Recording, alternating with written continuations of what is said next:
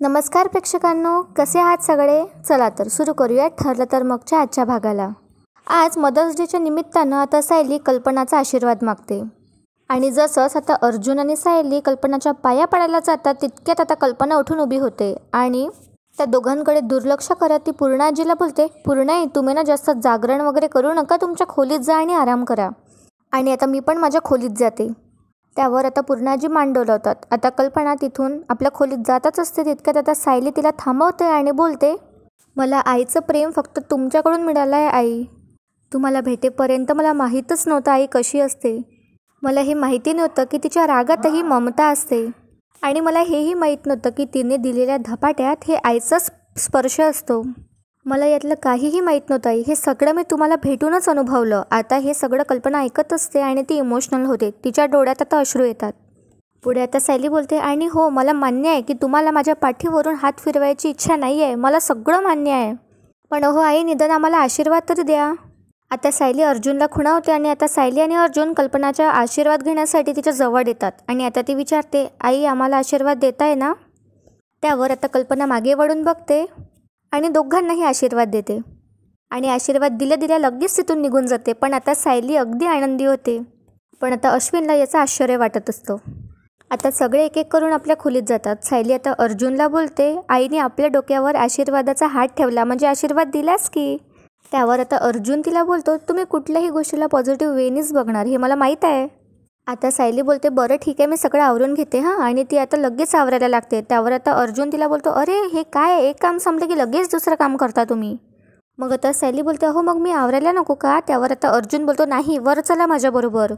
आता सायली बोलते, तुमचं काय चाललं आहे नक्की? त्यावर आता अर्जुन बोलतो, अरे विमल आहे ना, आवरेल ती, तुम्ही चला. तुम्हाला काय आता प्रत्येक गोष्ट सांगायला हवी का? चला ना. त्यावर आता सायली बोलते की बरं, आलेच मी. आता अर्जुन बोलतो की नवऱ्याला जास्त वाट बघायला लावू नका तुम्ही. आणि आता तो वर रूममध्ये चालला जातो. तर सायली आता सगळं आवरत बसली असते. त्यावर आता विमल तिला बोलते, अहो सायलीताई, तुम्ही काय करताय? आवरते ना मी, जा तुम्ही तुमच्या खोलीत. त्यावर आता सायली विमलला बोलते, अहो ताई, तुम्हीच जा आणि खोलीत आराम करा. हे काय झालंच आहे माझं आवरून. सायलीने सगळी भांडी धुवून वगैरे टाकली असते आणि सगळं स्वच्छ केलं असते. आता सायली गाणं गुणगुणत असते. त्यावर आता विमल बोलते, वा, आज कोणीतरी तर खूप खुश दिसतंय. त्यावर आता सायली बोलते, आज सगळं माझ्या मनासारखं झालं. हे कोण? आता विमल तिला बोलते, वा, आणि रोजच असं व्हायला पाहिजे. ते होणारच, कारण तुम्ही सगळ्यांचं मन जपता, तर देवी आहे तुमचं मन जपणारच ना. तितक्यात आता विमलला कोणाचा तरी कॉल येतो. आता फोनवर बोलून झाल्यावर सायली तिला विचारते, काय झालं? त्यावर आता विमल सांगते, माझ्या मोठ्या ताईचा फोन होता. तिला ना एक कामाचा मेसेज करायचा आणि तिला लिहिता वाचता काही येत नाही ना, म्हणून तिने मला मेसेज करून ठेवायला सांगितलं आहे. आणि आता विमल मेसेज करत असते. तितक्यात आता सायली एकदम विचारात पडते आणि आता लगेच विमलला बोलते, विमल ताई, माझं आवरून झालं आहे हां, मी येतेच. बहुतेक तिच्यात काहीतरी लक्षात आलं आहे. सायली आता पटकन खोलीत येते गडबड करत आणि अर्जुनला बोलते, अहो ऐका. त्यावर आता अर्जुन बोलतो, अहो मी तुम्हाला लवकर वर यायला सांगितलं होतं, हे जरा तुम्ही जास्त सिरियसली घेतल्यासारखं वाटतंय. त्यावर आता सायली बोलते, एक गोष्ट माझ्या आत्ताच लक्षात आली म्हणून मी पळतच आले वर तुम्हाला सांगायला. त्यावर आता अर्जुन कॅज्युअलीच घेतो आणि बोलतो, एवढं काय लक्षात आलं आहे? त्यावर आता सायली बोलते, आपण विलासच्या मेसेजबद्दल बोलत होतो ना, आपण विलास काकांना लिहिता वाचताच येत नाही, मग तो मेसेज कसा पाठवणार? त्यावर आता अर्जुनला धक्काच बसतो आणि तो बोलतो, काय, आर यू सिरियस? त्यावर आता सायली सांगते की हो, एकदा ना तो माझ्या जवळ आला होता आणि मला मेसेज टाईप करून मागितला होता त्याने.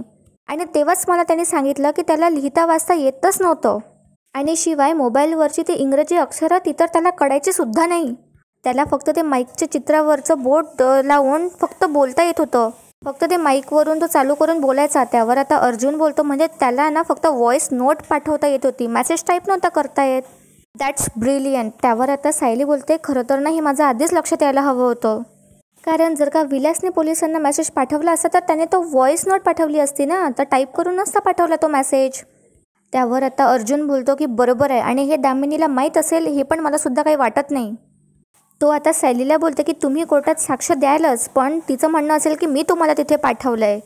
पण तुम्ही असं मला सांगा की दुसरी कोणीतरी अशी व्यक्ती आहे का की ज्याला हे माहिती आहे की विलासला लिहिता वाचता येत नव्हतं? त्यावर आता सायली बोलते, हो आहे ना, कुसुमताई, तिला तर हे सगळं माहिती होतं. त्यावर आता अर्जुन तिला सांगतो की कुसुमताईला लगेच तुम्ही फोन करा आणि उद्या कोर्टात हजर राहायला सांगा. आता सायली लगेच फोन घेते आणि कुसुमला कॉल लावते. आता इकडे अर्जुन थोडा बाजूला येतो आणि स्वतःशी बोलतो, दामिनी देशमुख, मी जे लिंक ॲड करतो आहे ना, त्यात अजून एक काहीतरी नवीन आम्हाला सापडलं आहे. आणि आता ही चेन तुझ्या क्लायंटसाठी खूप महागात पडणार आहे. ऑल द बेस्ट असं म्हणत आता तो खूप कॉन्फिडंट असतो. इकडे आता दुसरा दिवस उजाडतो, म्हणजे आता कोर्टाचा दिवस असतो. सायली आता सकाळी उठते, पूजा वगैरे करते आणि देवीजवळ प्रार्थना करते. आणि ती आता प्रार्थना करताना बोलते, देवी आई, आज कोर्टामध्ये आमच्यासाठी खूप महत्त्वाचा दिवस आहे. आज जर तू पाठीशी राहिलीस तर सत्याचा विजय होईल. तुझ्याकडून अशीच आशीर्वाद आमच्यावर राहू दे, अशीच कृपा राहू दे आमच्यावर. त्यानंतर आता सायली आरती करत असते, तर एक एक करून सगळे आता आरतीला तिथे जमतात. तिथे आता प्रिया वगैरे सुद्धा असते. आता आरती करून झाल्यावर सायली वळून बघते आणि सांगते की आई बाबा, आम्ही दोघं कोर्टात जायला निघतोय. मधुभाऊ आणि चैतन्य भाऊजी पुढे गेलेत. आता प्रिया बघा काय करते, बरोबर चान्स शोधते ती. आणि ती आता अर्जुनला पूर्ण उकसवायचा आणि चिडवायचा प्रयत्न करते, म्हणजे कोर्टमध्ये काहीतरी त्याच्याकडून गडबड व्हावी म्हणून. आता ती काय करते, पहिले जाते सगळ्यांसमोर आणि देवासमोर हात जोडायची नाटकं करते. हे बघून आता अर्जुन लगेच तिला टोमणा मारतो आणि बोलतो, मनात भक्ती असेल ना तरच देवाला नमस्कार करायचा असतो. प्रॉब्लेममध्ये आल्यावर देवाची आठवण करायला कसं चालेल. आणि आता अर्जुन सायलीला बोलतो, ते काय म्हणता तुम्ही, ते नाव भाव काहीतरी. त्यावर आता सायली बोलते, मनी नाही भाव आणि म्हणे देवा मला पाव. त्यावर आता अर्जुन बोलतो, हां एक्झॅक्टली तसंच झालं इथे. आता डॉक्टर साहेब लगेच येतात डिफेंड करायला आणि बोलतात, दादा तुझी ही बडबड आहे ना ती कोर्टात कर, इथे नको बोलू काही. इकडे आता प्रिया बघून विचार करते आणि ती बोलते, अर्जुन सायलीला आज खूपच कॉन्फिडन्स दिसतोय. यांचा फोकस हलवायला हवा, मग तरी ना कोर्टात जरा हा शांत राहील.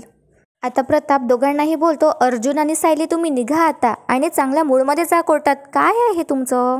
तितक्यातच आता ही प्रिया चक्कर येण्याची नाटकं करते आणि आता डोकं धरते आणि बोलते, अश्विन मला गरगरतंय. तितक्यात आता कल्पना आणि अश्विन जो असतो तो तिला आता आधार देतात आणि तिला आता एका ठिकाणी बसवतात. तर आता अर्जुन आणि सायलीच्याही लक्षात येतं आणि आता अर्जुन सायलीला खुणावतो की झालं हिचा परत ड्रामा सुरू. कल्पना आता प्रियाला पाणी वगैरे देते प्यायला आधी आणि अश्विन तिला आता विचारतो, तुला बरं वाटतंय का. आता कल्पना विचारते, काय पण असं अचानक कसं काय झालं. त्यावर आता प्रिया बोलते, ते पहाटेनं मला वाईट स्वप्न पडलं आई, तेव्हापासून मला असं घाबरल्यासारखं होतं आहे. आता प्रताप मात्र गप्पपणे तिथे बघतच असतो हे सगळं.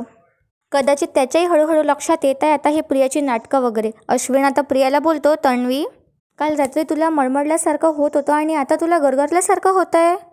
काय गं, मी तुला किती वेळा म्हटलं आपण एकदा फुल बॉडी चेकअप करून घेऊयात, तू माझं ऐकतच नाही. त्यावर आता अर्जुन बोलतो, काय ना, कारण तन्वीचा हा स्पेसिफिक आजार आहे जो आज नेमका आपोआप बाहेर येईल. काय ना, जेव्हा तिला काही गोष्टी लपवायच्या असतात किंवा अवॉइड करायच्या असतात ना तेव्हा ती लगेच आजारी होते, नाही का. त्यावर आता प्रताप अर्जुनला बोलतो, अरे अर्जुन, हे सगळं बोलायलाच हवं का. आता प्रिया अर्जुनच्या बोलण्याकडे दुर्लक्ष करते आणि बोलते, जीव आहे ना माझा असा घाबरा होतोय. मी देवी आईच्या पाया पडले तरी मला शांत का नाही वाटत आहे. त्यावर आता अर्जुन बोलतो, कारण तुझा नमस्कार देवी आईला आवडला नसणार आहे आणि असं म्हटलं असणार की खोटारड्या माणसांनी माझ्यापासून लांबच राहायचं. आता कल्पना आणि अश्विन रागातच अर्जुनकडे बघू लागतात आणि आता सायलीसुद्धा अर्जुनकडे आता डोळे वटारून बघते. आणि आता बरोबर ही प्रिया चान्स घेते आणि बोलते, आई सांगितलं होतं ना, बघितलंस ना तू. हा असा बोलतो म्हणूनच मला असं अस्वस्थ व्हायला होतं आणि मला स्वप्नात सुद्धा असंच दिसतं की अशी खूप माणसं आहे माझ्या आजूबाजूला आणि निरपराध माणसाला अशी फाशी देत आहे. आता अर्जुन हे ऐकून हसायला लागतो आणि बोलतो, वा ग्रेट, खोटी साक्ष दिल्यामुळे फाशीची शिक्षा नाही होत. हो पण काय आहे ना, तू जेलमध्ये जाण्याचे स्वप्न बघायला लागच. आता सायली डोक्यावर हातच ठेवते आणि आता कल्पना अर्जुनला गप्प करते आणि बोलते, अर्जुन तू जर का एक शब्द जरी बोलला ना तर खबरदार गप्प राहा. आणि आता अश्विन उभा होतो आणि बोलतो, दादा मी तुला शेवटचं सांगतोय हा, माझ्या बायकोला या घरात रिस्पेक्ट मिळायलाच हवा आणि जर का परत तिला जेलची धमकी दिली ना तर ही गाठ माझ्याशी आहे. आता सायली सगळं शांत करण्याचा प्रयत्न करते आणि बोलते, अश्विन भाऊजी यांच्या वतीने मी माफी मागते पण आता वाद नको. आणि आता सायली डोळे वटारत चिडतच आता अर्जुनकडे बघते. त्यावर आता अर्जुन बोलतो, ठीक आहे मी शांत राहतो, वाद नको. पुढे आता अर्जुन बोलतो, पण जेन्युअनली खरंच असं मला मनापासून वाटतंय की ही प्रिया अशी नेहमी आजारी पडते ना तर तिला एक चांगली ट्रीटमेंट मिळायला हवी, असं तो आता अश्विनकडे बघून बोलतो. आणि आता अर्जुन पुढे बोलतो, आपण एक काम करूया ना, ते सिनियरच्या ओळखीचे जे सायकॅट्रिस्ट आहे ना, श्रद्धा, डॉक्टर श्रद्धा, त्यांना बोलूया का आपण इथे. किंवा काल जो सायकोलॉजिस्ट आला होता चौकशीला त्याला बोलूया का आपण इथे. नाही म्हणजे काय आहे ना, तू पटकन बरी होशील तन्वी. आता प्रिया एकदम खवडून उठते आणि बोलते, काय अर्जुन तुला काय सिद्ध करायचं आहे की मला मानसिक आजार आहे. नाही त्यामुळे काय ना तुलाच फायदा होईल केससाठी, तुला मदतच होईल ना. पण काय ना, एक साधी केस जिंकण्यासाठी तू तुझ्या वहिनीला खचवतायस. अरे अजून किती खालच्या थराला जाशील तू अर्जुन. अश्विन आता प्रियाला शांत करतो आणि बोलतो, अगं तन्वी शांत हो. तर आता प्रिया बोलते, अरे याच्यामुळे ना माझं जगणं म्हणजे सगळं मुश्किल झालं आहे आणि तू मला काय सांगतोयस, शांत करतोयस. असं आता प्रिया सगळं मुद्दामच करत असते, पण त्यावर आता अर्जुन काहीच उत्तर देत नाही. आता प्रिया मनात विचार करू लागते, हा अजूनही इतका शांत कसा. हा जर का आता चिडला तरच याचा कोर्टात नीट लक्ष नसेल ना. आता प्रताप प्रियाला बोलतो, तन्वी तू शांतपणे कोर्टात जा आणि साक्ष दे. त्यावर आता अर्जुनसुद्धा तिला एक स्माईल देतो. प्रिया बोलते, अहो बाबा ते तर मी करणारच आहे. मी त्या दिवशी जे सुद्धा काही बघितलं होतं ना ते मी सगळं आधीच खरं खरं सांगितलं आणि ते नेहमी सांगत राहील. पण काय आहे ना, अर्जुन हे सगळे मुद्दाम घाणेरडे खेळ खेळतोय. त्याला हे माहीत आहे ना की त्यानं जर का मला असं डिस्टर्ब केलं तर कोर्टात माझी तब्येत बिघडू शकते आणि साक्ष देताना मी गोंधळू शकते, म्हणून तो हे सगळं करतोय. पण आता अर्जुनच्या बरोबर लक्षात आलं याचा काय प्लॅन आहे तो. आता सायली बोलते, प्रिया हे असले छुपलेवार करत नाही हा. खोट्या साक्षीदारावर थेट हल्ला चढवतात. आणि काय ग त्या भीतीनेच हे सगळा तांडव चाललाय ना तुझा. आता अर्जुन बोलतो, मी सांगतो ना हे कशासाठी चाललंय ते. काय आहे ना मिसेस सायली, क्रिकेट मॅचमध्ये एक प्रकार असतो जिथे एक टीम दुसऱ्या टीमला वाटेल ते बोलू शकते, त्या इंटेन्शननं की समोरच्या टीमला हर्ट करायचं आणि त्यांना डिस्टर्ब करण्याचा प्रयत्न करायचा. असं म्हणत आता तो प्रियाकडे बघू लागतो. पुढे आता अर्जुन सांगतो, त्यांनी काय होतं ना समोरची टीम कन्फ्यूज होते आणि त्याचा मॉरल डाऊन होतो. त्यावर आता सायली बोलते, पण म्हणजे मग त्या टीमचा स्वतःवर विश्वास नसणार किंवा मग त्यांची बाजू लंगडी आहे हे त्यांना कळलेलं असणार.